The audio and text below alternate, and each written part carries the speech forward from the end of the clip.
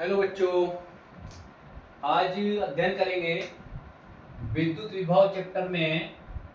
Topic है हमारा स्थिर वैद्युतिकी कवच शील्डिंग और इसके अनुप्रयोग। ये होती क्या है शील्डिंग जो है, इसमें हम एक चालक लेंगे जो कैसा होगा, एक बंद चालक होगा और उस पे देखेंगे कि वैद्युत क्षेत्र का क्या प्रभाव उस पर पड़ता है। ठीक है, अगर हम एक खोखला चालक लें जिसके भीतर कोई आवेश ना हो, ठीक है, शून्य वैद्युत क्षेत्र है इसमें और कोई आवेश भी नहीं है, कोई आवेश नहीं। ये एक कोटर है, मतलब एक खोल है, एक ये क्या है, एक खोल है, कोटर, जिसके अंदर कोई आवेश नहीं है। तो होता क्या है कि अगर कोई चालक हमारे पास ऐसा है जो अंदर से खोखला है और इसमें कोई आवेश भी नहीं रखा हुआ, ये एक चालक है,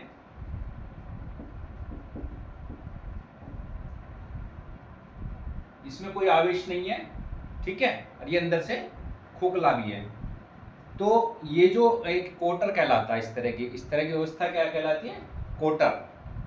अब इस कोटर को अगर हम देखते हैं कि अगर हम कोटर के आकार, पहले तो लिख लेते हैं कि अगर यदि कोई चालक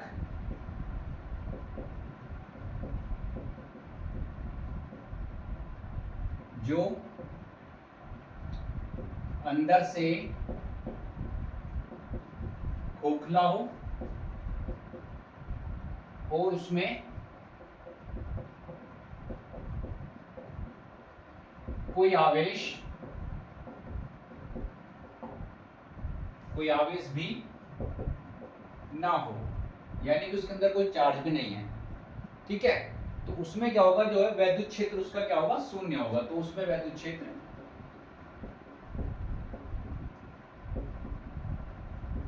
क्षेत्र शून्य होगा। अब वैद्युत क्षेत्र शून्य हो गया तो ऐसा जो व्यवस्था होगी इसे हम कोटर कहते हैं, ठीक है। ये क्या है, एक प्रकार का चालक या कोटर भी कह सकते हैं, कोटर, ठीक है। तो इस कोटर को हम, यानी कि कोटर का आकार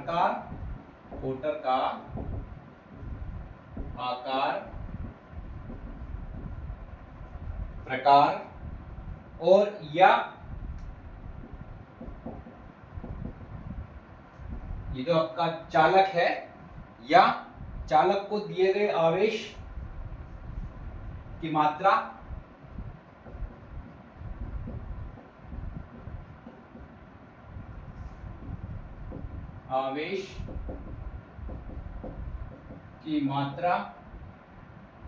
या एक कंडीशन और हो सकती है इसकी, या चालक को हम बाह्य वैद्युत क्षेत्र में लेकर जाएं, या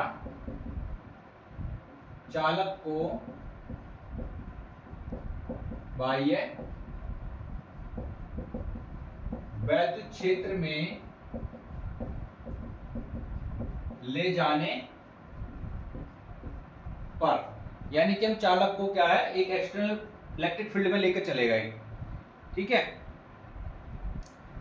तो क्या होता है, ले जाने पर चालक पर कोई प्रभाव नहीं पड़ता, ठीक है, यानी कि इस पे कोई इफेक्ट नहीं पड़ेगा। और कोटर के, जबकि कोटर के भीतर क्या है, नहीं पड़ता, जबकि कोटर के भीतर वैद्युत क्षेत्र सदैव शून्य रहता है। तो इससे हमको एक डेफिनेशन मिल जाती है कि अगर कोई बंद आकृति है, कोई बंद क्षेत्र है, उसके अंदर जो है आपका वैद्युत क्षेत्र सदैव शून्य रहता है, यानी कि वो एक शील्ड चढ़ जाती है, उस शील्ड के अंदर वैद्युत क्षेत्र का प्रभाव नहीं रहता। तो इसमें हमें एक डेफिनेशन मिलती है। वो डेफिनेशन क्या है कि चालक के भीतर का स्थान, चालक के भीतर का स्थान किसी भी बाह्य वैद्युत क्षेत्र, किसी भी बाह्य वैद्युत क्षेत्र, यानी कि जो एक्सटर्नल इलेक्ट्रिक फील्ड है, बाह्य क्षेत्र, बाह्य वैद्युत क्षेत्र,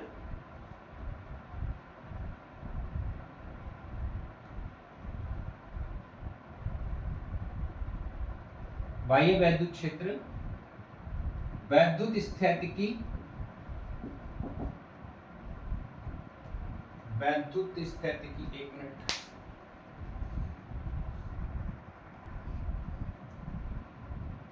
चालक के भीतर का स्थान किसी भी बाह्य वैद्युत क्षेत्र के प्रभाव, वैद्युत क्षेत्र के प्रभाव से कैसा रहता है? सुरक्षित।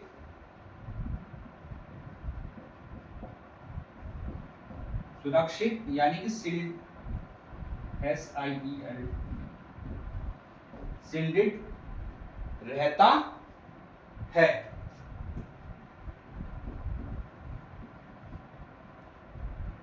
यानी कि जो अंदर अगर हम किसी वस्तु को भी रख देंगे इसके अंदर, तो वो भी हमारी जो है बाह्य वैद्युत क्षेत्र के प्रभाव से सुरक्षित या संरक्षित रहेगी। इसे ही स्थिर वैद्युतिकी का,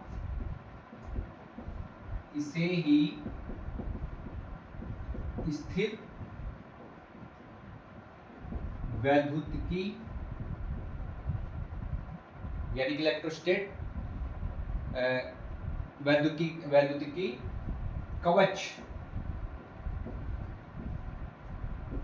शील्ड, स्थिर वैद्युतिकी कवच शील्ड कहते हैं, यहां पर ठीक है।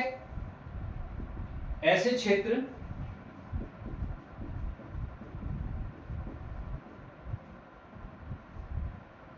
जो इस प्रकार के क्षेत्र हैं, ऐसे क्षेत्र मुक्त स्थान को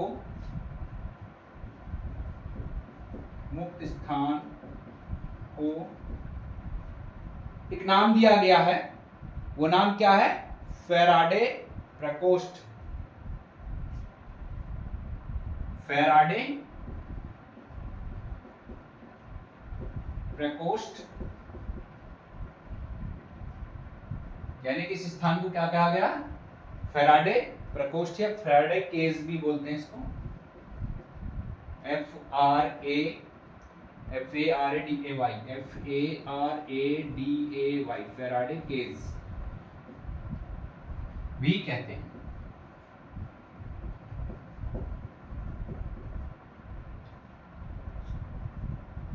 तो ये हो गया आपका स्थिर वैद्युतिकी कवच के बारे में।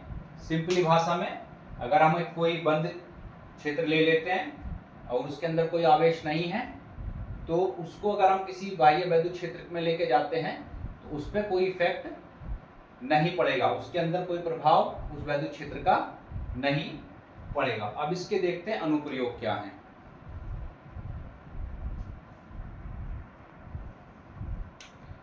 अब देखते हैं इसके अनुप्रयोग। नंबर 1, पहला अनुप्रयोग तो यह है कि जब हम देखते हैं बरसात के मौसम में जो तेज गर्जना होती है, बिजली की चमक होती है, तो उससे बचाने के लिए हम क्या करते हैं, किसी पेड़ के नीचे या किसी छत के मतलब नीचे चले आते हैं, जो कि हमारे लिए सबसे घातक है। हमें पेड़ के नीचे तो बिल्कुल भी नहीं जाना है, किसी भी चीज का सहारा नहीं लेना है। हमको ऐसे घर में या ऐसी जगह में जाना हो जो चारों तरफ से बंद हो, जैसे कि कार, यदि हम इस तरह की स्थिति है तो हम अपनी कार के अंदर आराम से बैठ जाएं, तो उस स्थिति में क्या होगा, जो हमारी कार है उसके अंदर कोई आवेश तो है नहीं, तो आवेश हमारा क्या होगा, वैद्युत क्षेत्र अंदर का शून्य है।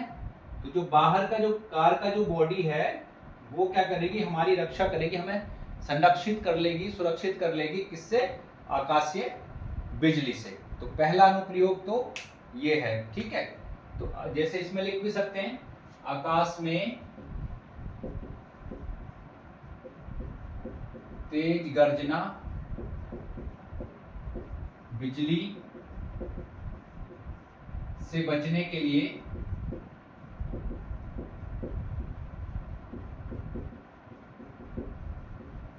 हमें किसी पेड़ इत्यादि के नीचे नहीं जाना चाहिए, अपितु यदि कार है, यदि अगर हमारे पास कार है, पेड़ इत्यादि के नीचे नहीं जाना चाहिए या भागना नहीं चाहिए। यदि, अपितु यदि कोई कार हो तो उसके अंदर बैठ जाना ज्यादा सुरक्षित है, क्योंकि कार की बॉडी एक शील्ड की तरह काम करेगी और आकाशीय बिजली से हमको बचा लेगी, ठीक है। कार की धात्विय संरचना एक कवच की तरह कार्य करेगी और हमें आकाशीय बिजली से बचा लेगी।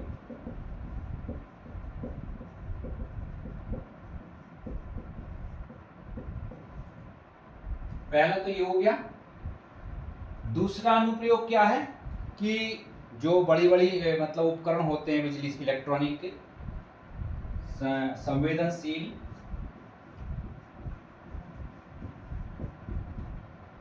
इलेक्ट्रॉनिक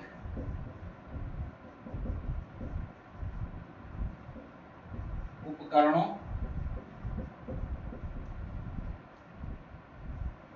की सुरक्षा के लिए, उनकी सुरक्षा करने के लिए क्या करते हैं, किससे, वायु वैद्युत क्षेत्र से की सुरक्षा के लिए या वायु वैद्युत क्षेत्र से बचाने के लिए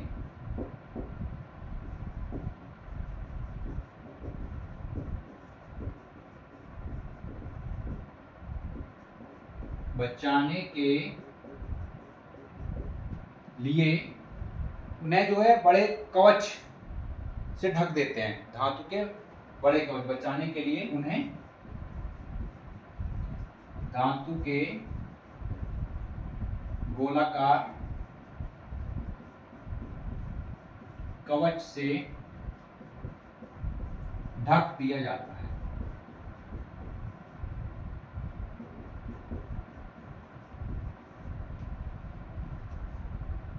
ठीक है, उनको जो है आप देखा भी होगा आप लोगों ने, बहुत सी जगह जो लैब या लाइब्रेरी होती हैं उनके ऊपर की जो छत है वो गोल टाइप बनाई जाती हैं। तो गोल टाइप में मतलब इस तरह से गोल टाइप बनाई जाएंगी, तो वो क्या होगा, आपको बाह्य वैद्युत क्षेत्र से आपके जो उसमें कीमती इलेक्ट्रॉनिक उपकरण उनको बचा लेगा। तीसरा क्या है, समाक्षीय तारों को वैद्युत क्षेत्र के प्रभाव से बचाने के लिए उसमें क्या करते हैं, बचाने के लिए चालक को पृथ्वी से संपर्कित कर देते हैं, चालक को पृथ्वी से संपर्कित, यानी उसका संपर्क उससे कर देते हैं।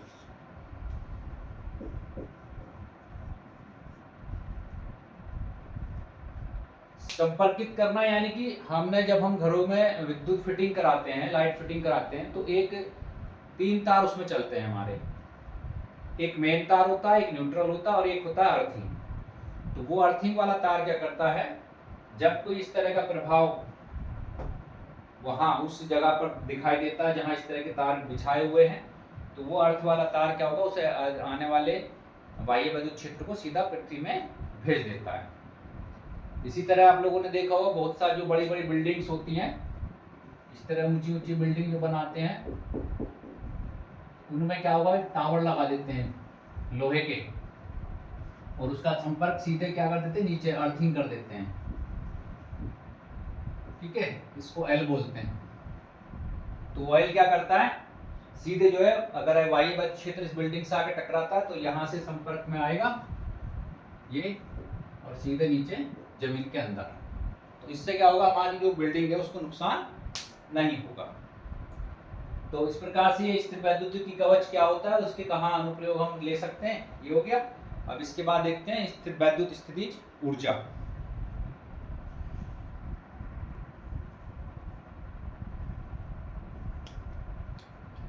वैद्युत स्थितिज ऊर्जा, इलेक्ट्रिक पोटेंशियल एनर्जी। इसमें हम क्या करेंगे कि 2 आवेश लेंगे, एक Q1 और एक Q2।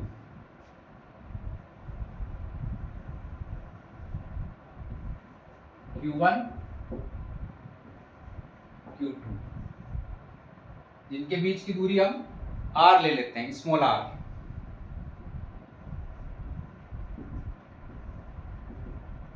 ठीक है, अब क्या है कि इसमें जैसे कि 2 आवेश, 2 चार्ज हैं जिनको हम एक दूसरे के नजदीक लाने में, यानी कि एक दूसरे के निकट लाने में जो कार्य हमको करना होगा, वो कार्य उन बिंदुओं पर स्थितिज ऊर्जा के रूप में संचित हो जाता है। तो उसी को हम कहेंगे वैद्युत स्थितिज ऊर्जा। यानी कि 2 आवेशों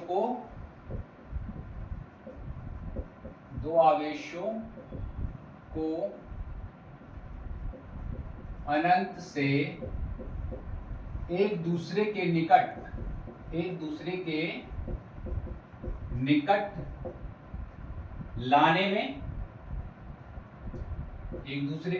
लाने में किया गया कार्य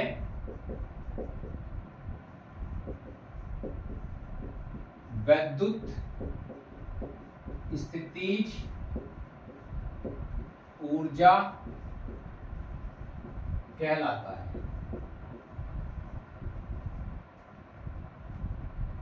दो आवेशों को एक दूसरे के निकट लाने में, पहले क्या था उसमें, वैद्युत विभव में किसी आवेश को अनंत से किसी वैद्युत क्षेत्र के भीतर लाने में किया गया कार्य। ठीक है, तो यहां पर वैद्युत स्थितिज ऊर्जा कहलाता है। अब क्या करेंगे, मान लें कि 2 आवेश Q1 Q2 हैं। यदि दो आवेश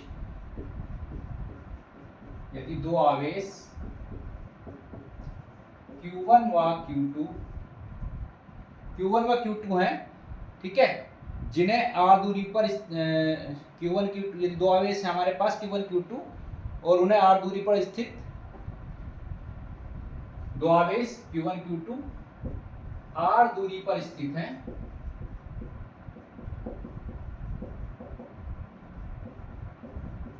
तब वैद्युत स्थितिज ऊर्जा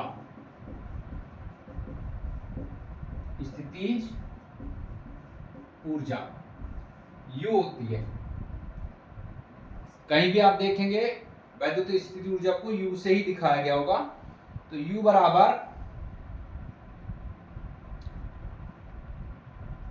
यू हमें ज्ञात करनी है, वैद्युत स्थितिज ऊर्जा यू हमें ज्ञात करनी है। ठीक है, उसके लिए हमें देखना होगा पहले इस बिंदु पर विभव और इस बिंदु पर विभव, फिर इन विभव के साथ में ही हमको कैलकुलेशन करनी है, क्योंकि फार्मूला हमारे पास होता V बराबर W अपॉन क्यू, और यहां से हमें W निकालना है, कार्य निकालना ना उसके लिए, तो कार्य क्या होगा QV, और QV हमें कहां से मिलेगा, हम किसी भी एक आवेश को लेके काम करेंगे, ठीक है, प्लस Q1 आवेश के कारण वैद्युत विभव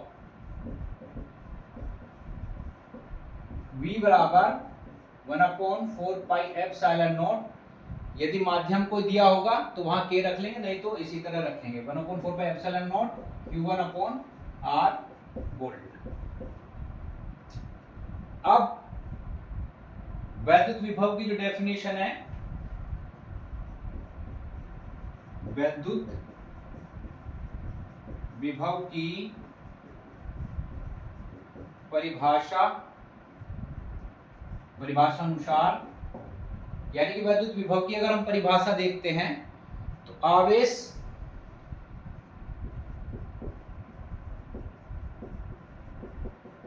प्लस Q2 को अनंत से, तो एक को फिक्स रखेंगे, एक को अनंत से लेके आएंगे, अनंत से बिंदु B तक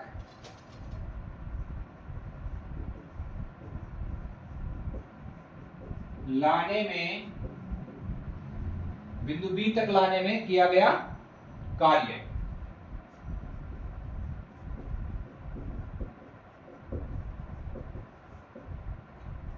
कार्य बराबर आवेश गुणा विभव, आवेश गुणित विभव, वो वाले फार्मूले से, ठीक। अब यहां पे W इक्वल टू Q2V, तो आपको रख देनी है V की वैल्यू, यहां से V की वैल्यू रख देंगे 1/4 पाई epsilon not Q1 Q2 upon R, Q1 Q2 upon R joule.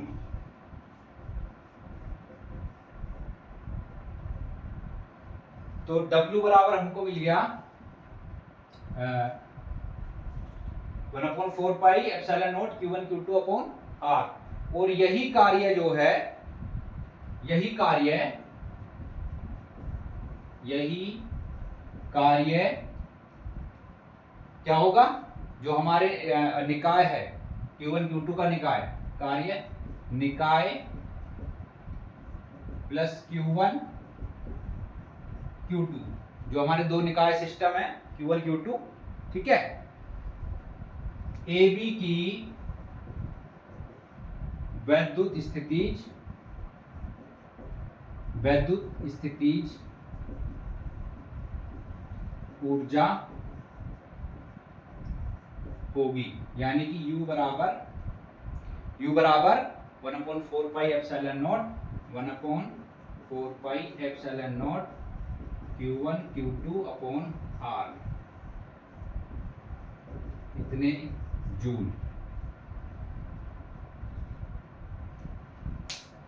तो ये मिल गई आपको वैद्युत स्थितिज ऊर्जा। अब हम देखते हैं, इसी में है एक पॉइंट और है कि दो या दो से अधिक, जो अगर एक से ज्यादा निकाय वो लगे हुए आवेश, तब वैद्युत विभव स्थितिज ऊर्जा कितनी होगी, ठीक है, नोट डाउन।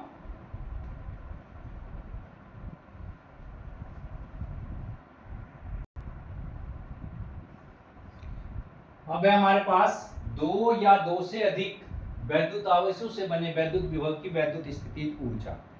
यहां हमने क्या किया है, तीन आवेश लिए हैं Q1 Q2 और Q3, तीनों एक त्रिभुज रूप में लगे हुए कार्यरत हैं। ये त्रिभुज बना लेते हैं, ठीक है, त्रिभुज के तीन कोण होते हैं, तीनों कोणों पे हमारे क्या एक एक आवेश लगे हुए हैं। जैसे कि ये बिंदु A है हमारा, इस पर हमारा प्लस Q1 आवेश लगा हुआ है, और ये बिंदु B है, इस पर हमारा Q2 आवेश लगा हुआ है माइनस का, और इनके बीच की दूरी कितनी है, R1 है यहां से तक। इसी प्रकार ये बिंदु C, यहां पर तीसरा आवेश प्लस Q3 लगा हुआ है, तो ये दूरी इनकी R2 और ये दूरी R3, 3।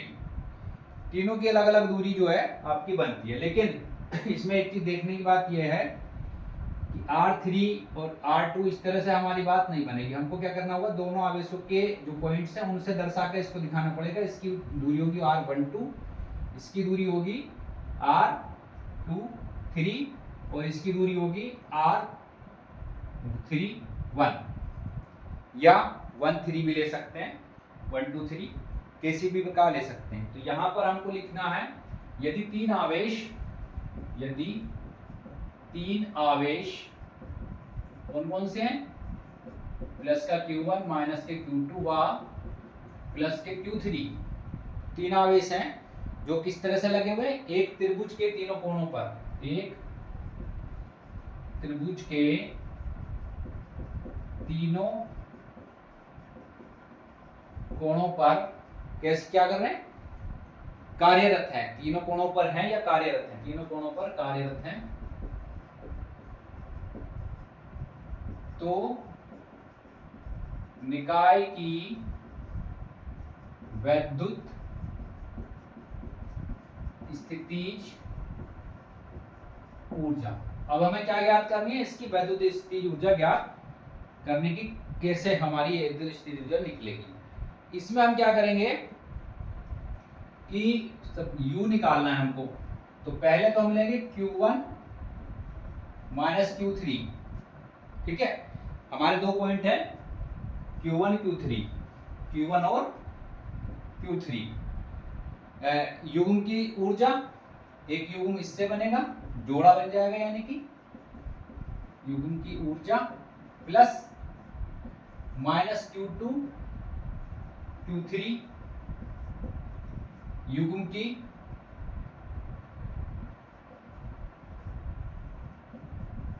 ऊर्जा प्लस एक तीसरा और भी है हमारे पास Q3 Q1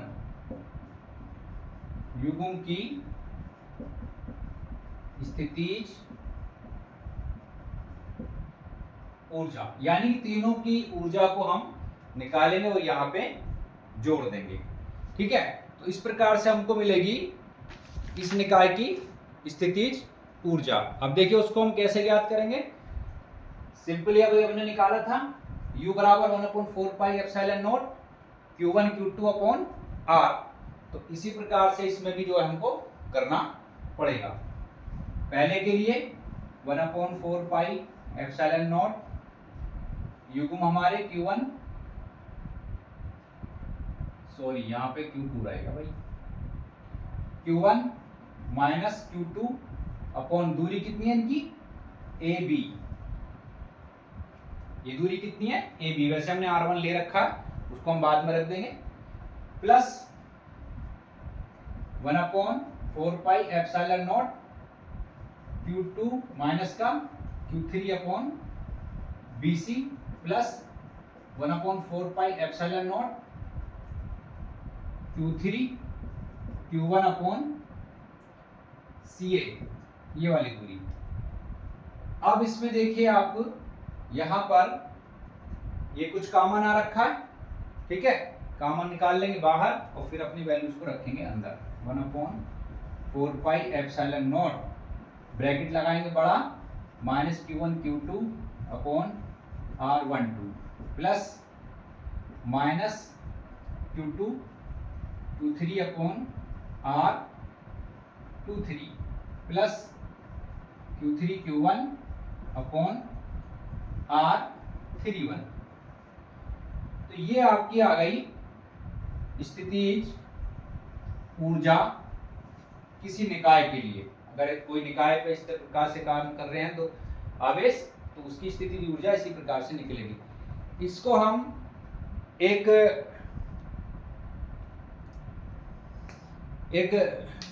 उससे भी निकाल सकते हैं कि अगर n प्रकार के आवेश लगे हों, मतलब n बिंदु, जो n बिंदु किसी निकाय पे n आवेश लगे हैं, जैसे यहाँ पे तो 3 ही लगे हुए हैं, 1 2 3, भाई 4 लगे, 5 लगे, 6 लगे, चाहे 10 लगे हों, तब उसके लिए एक हमारा स्टैंडर्ड फॉर्मूला जो है वो क्या बनता है। इसी प्रकार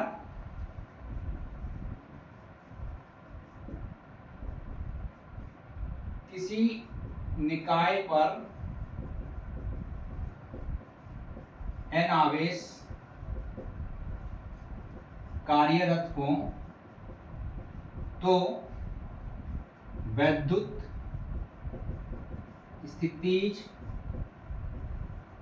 ऊर्जा, तब वहां पर वैद्युत स्थितिज ऊर्जा क्या होगी, तो उसके लिए एक फार्मूला बनता है U बराबर, ठीक है। अब देखिए 1/4πε0, ये तो सभी जगह है, तो इसका तो कोई वो ही नहीं है कि इसको हटा देंगे हम, इसको तो हम ऐसे ही रखेंगे, ठीक है। फिर आता है सिग्मा, बड़ा सिग्मा लगाते हैं, जिसकी वैल्यू I = 1 से अप टू n तक जाएगी, 1 से लेके n तक, और एक सिग्मा और लगाएंगे जिसकी वैल्यू J = 1 से लेके ये भी n तक जाएगी। और ये है क्या चीज, क्योंकि यहाँ पर I और J हमारे इसमें क्या दो आवेश आ रहे हैं, 1 2 2 3 3 1, तो I और J क्या दर्शाएंगे, देखिए इसको दर्शाएंगे QI QJ, ठीक है। और दूरियां भी हमारी 2 पॉइंट पे दर्शा रही हैं, 1 2 2 3 3 1, तो इसी प्रकार से RIJ, ये हो गया आपका व्यापक सूत्र, कितने जूल। ये आपका आ गया, अगर एक सिस्टम बना हुआ है n आवेश लगे हुए हैं, तब वहां पर स्थितिज ऊर्जा आपकी क्या होगी, तो ये फार्मूला आपका सब जगह माना जाएगा, ठीक है। अभी इसमें कुछ पॉइंट और हैं, उनको भी देख लेते हैं छोटे छोटे।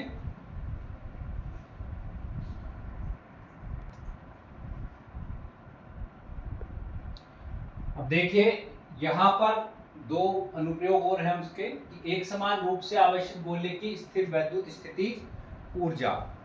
इसमें क्या होगा कि कोई आवेशित गोला है, आवेशित गोले को आवेशित गोले की स्थितिज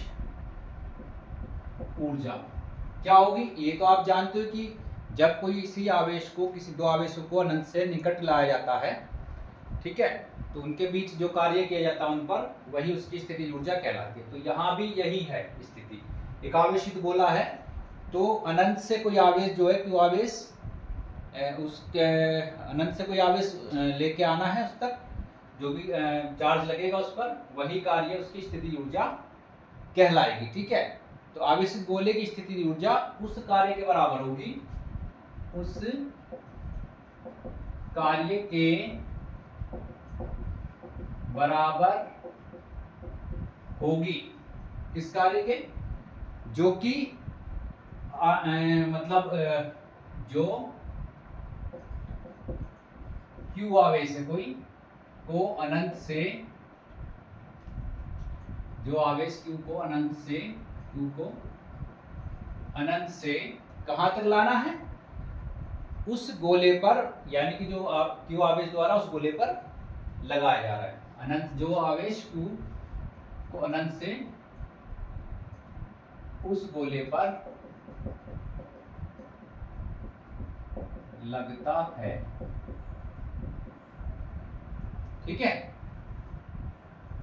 भाई ये गोले का आवेश हो गया, एक Q आवेश है जो अनंत से है, तो जो अनंत से उस गोले पर हमें लगाना पड़ता है, वही कार्य उसकी स्थितिज ऊर्जा कहलाएगा। अब मान लिया R त्रिज्या का गोला है, ठीक है, R त्रिज्या का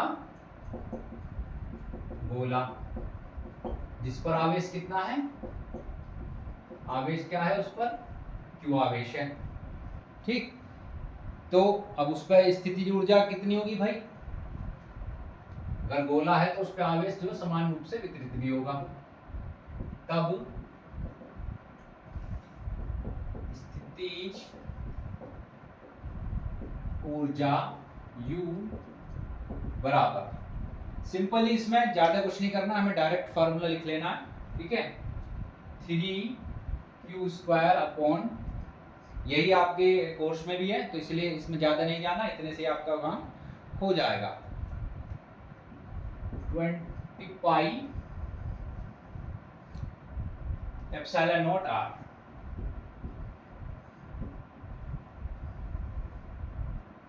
और ये तो एक गोला था, गोला मतलब कि इस तरह ठोस आकृति का होता है गोला, जिसकी त्रिज्या कितनी थी आर, इस पर आवेश कितना था क्यू था।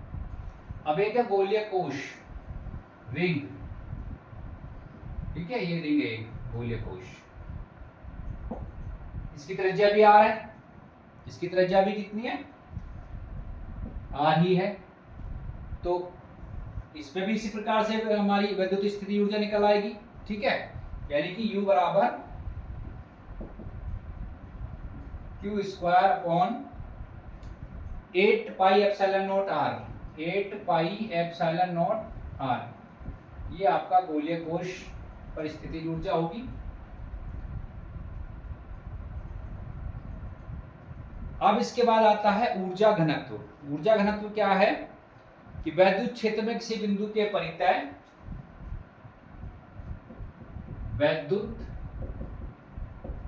क्षेत्र में किसी बिंदु के परितय, यहां समझने की बात है, किसी बिंदु के परितय प्रति आयतन में समाहित ऊर्जा, परितय प्रति आयतन में समाहित ऊर्जा, समाहित ऊर्जा ऊर्जा घनत्व कहलाती है।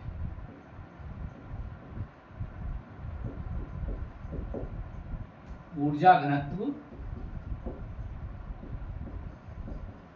कहलाती है, यानी कि वैद्युत क्षेत्र में किसी बिंदु के परितय प्रति आयतन में समाहित ऊर्जा उसकी क्या कहलाती है, ऊर्जा घनत्व कहलाती है। यानी कि कोई पॉइंट हम उसमें लेंगे और उसमें उसके प्रति आयतन में जो एनर्जी उसमें समाहित होगी, उसके अंदर होगी, वही कहलाएगी उसकी ऊर्जा घनत्व। जैसे हम किसी भी पदार्थ को ले लेते हैं तो हम घनत्व कैसे निकालते हैं कि उसके एक छोटे कण में कितना उसका द्रव्यमान समाहित होता है, कि कितना द्रव्यमान उसमें आता है। इसी प्रकार से यहाँ पे भी हम क्या ले रहे हैं, हम ऊर्जा की बात कर रहे हैं, तो यहाँ पे हम ऊर्जा ले रहे हैं और इसको निकालेंगे किस प्रकार से, ये है UE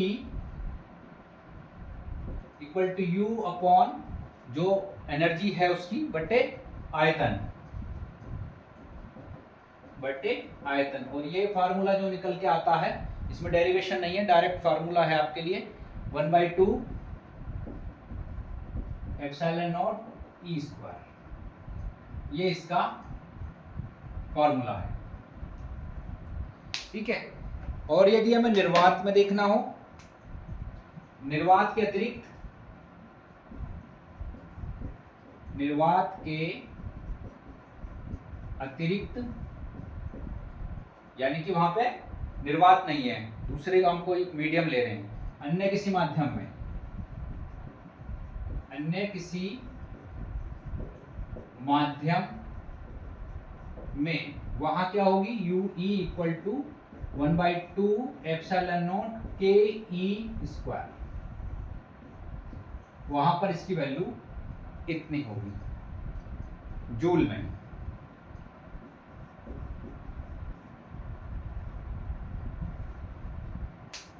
तो आज के टॉपिक में हमने देखा वैद्युत स्थिति ऊर्जा और ऊर्जा घनत्व, 2 पॉइंट हमारे विशेष रहे इसमें। और स्थिर वैद्युत की क्या था वो, परिरक्षण यानी कवच, शील्ड, 3 पॉइंट हमारे आज इसमें रहे, जिसमें हमने जाना कि अगर हम कहीं बंद किसी कोश में है और आकाशीय बिजली से हमें बचना है तो हमको उसी में रहना चाहिए, बाहर नहीं जाना चाहिए। अगर बाहर किसी स्थान में है तो हमको इधर उधर नहीं दौड़ना है, उसमें आकाशीय बिजली अगर चमक रही है और उससे बचने के लिए हमें इधर उधर नहीं दौड़ना, ना किसी पेड़ के नीचे जाना है, हमको क्या करना है, एक बंद एरिया देखना है जो कि चारों ओर से कवर्ड हो, ठीक है। अगर कोई कार है तो ज़्यादा सही है, क्योंकि उसकी बॉडी धात्विय होगी तो वो जल्दी इफेक्ट, मतलब अंदर के आवेश को प्रभावित नहीं होने देगी। तो वो हमने देखा। दूसरा देखा वैद्युत स्थिति ऊर्जा, U बराबर 1/4 पाई epsilon not Q1 Q2 upon R। तीसरा हमने देख लिया ऊर्जा घनत्व, जिसका फार्मूला है U equal to 1/2 epsilon naught KE²। तो आशा करते हैं अच्छा समझ में आया होगा और इसको लर्न भी कर लीजिएगा। Thank you. और चैनल को सब्सक्राइब भी कीजिए और शेयर भी कीजिए ताकि और भी बच्चे इस चैनल का फ़ायदा उठा सकें, वो भी अपनी पढ़ाई को अच्छे से कर सकें। Thank you.